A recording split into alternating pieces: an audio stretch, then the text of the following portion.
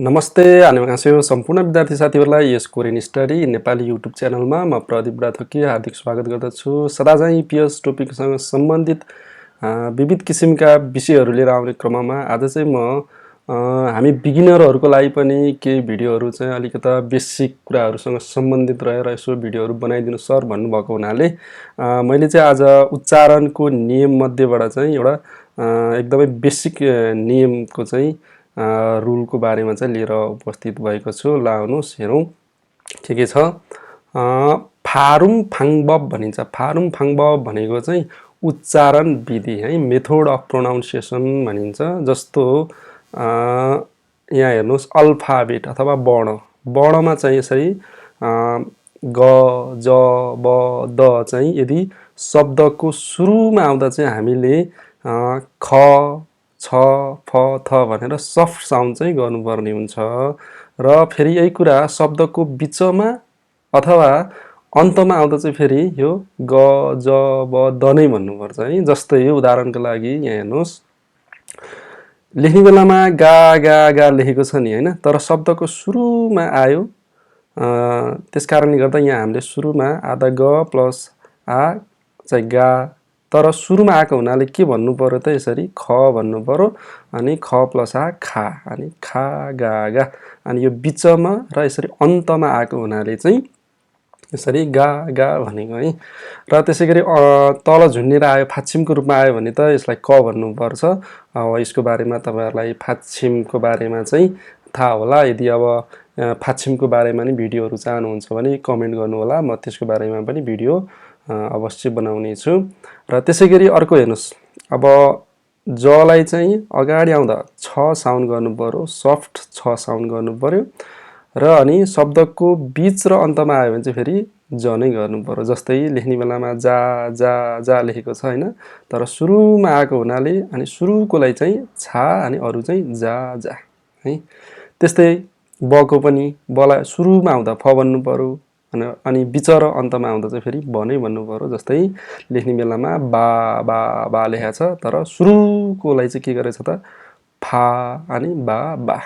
त्यस्तै दको पनि सुरुमा आउँदा थ भन्नु पर्यो, बिच र अन्तमा आउँदा के भन्नु पर्यो द नै भन्नु पर्यो। जस्तो था दा दा लेख्ने बेलामा दा दा दा भन्ने बेलामा था दा दा। ल योसँग सम्बन्धित अर्थ लाग्ने शब्दहरू पनि हेर्नुस्। जस्तै गलाई ख भन्नु पर्यो, अब लेख्ने बेलामा गादा भन्ने बेलामा के भन्नु पर्यो त खादा। खादा भनेको चाहिँ जानु, यो एक्सन भर्बमा पर्छ हैन। त्यसैगरी लेख्ने बेलामा गागु भन्ने बेलामा के भन्नु पर्यो खागु। खागु भनेको चाहिँ फर्निचर। त्यस्तै लेख्ने बेलामा ग्वाजा भन्ने बेलामा के भन्नु पर्यो ख्वाजा, कुकिज भयो। लेख्ने बेलामा चाहिँ गोरुदा लेख्नु पर्यो अनि भन्ने बेलामा के भन्नु पर्यो त खोरुदा। खोरुदा भनेको चाहिँ छान्नु। ल त्यसैगरी जको हेर्नुस्, जलाई अगाडि आयो भने छ साउन्ड गर्नु पर्यो अनि यहाँ अब लेख्ने बेलामा जाजु भन्ने बेलामा के भन्नु पर्यो छाजु। छाजुको अर्थ प्राय भन्ने हुन्छ। त्यस्तै जादालाई के भन्नु पर्यो छादा, उच्चारण है, उच्चारण मात्र यस्तो गर्ने है। अनि लेख्ने बेला त फेरि जादा नै लेख्नु पर्यो। अनि छादाको मिनिङ चाहिँ हुन्छ सुत्नु भन्ने हुन्छ। त्यस्तै जारीलाई के भन्नु पर्यो छारी। छारी भनेको सिट। र अनि जिदोलाई उच्चारण के गर्नु पर्यो छिदो।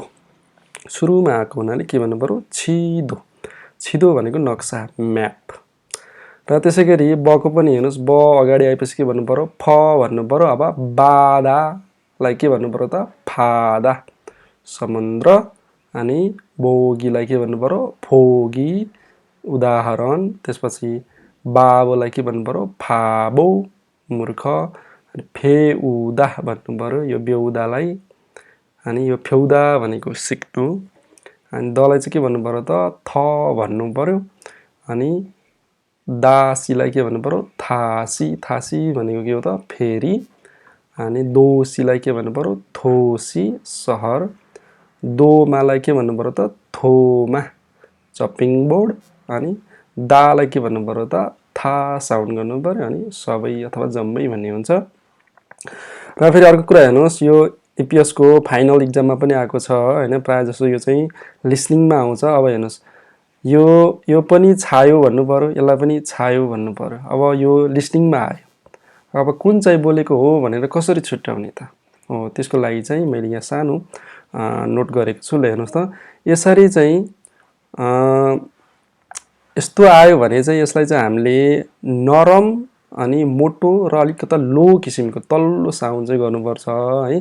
अनि यसरी चाहिँ ओरिजिनलवाला आयो भने चाहिँ हामीले चाहिँ तिखो अनि पातलो र अनि हाई टोन गर्नुपर्छ, उच्च चाहिँ गर्नुपर्छ है त। भनेको मतलब हेर्नुहोस् त, यसलाई पनि अब छायो नै हो, तर यो छायोको उच्चारण गर्ने बेलामा 90% जति चाहिँ हामीले छको उच्चारण गर्छौँ हो, र अनि 10% जति चाहिँ जको उच्चारण गर्नुपर्ने हुन्छ।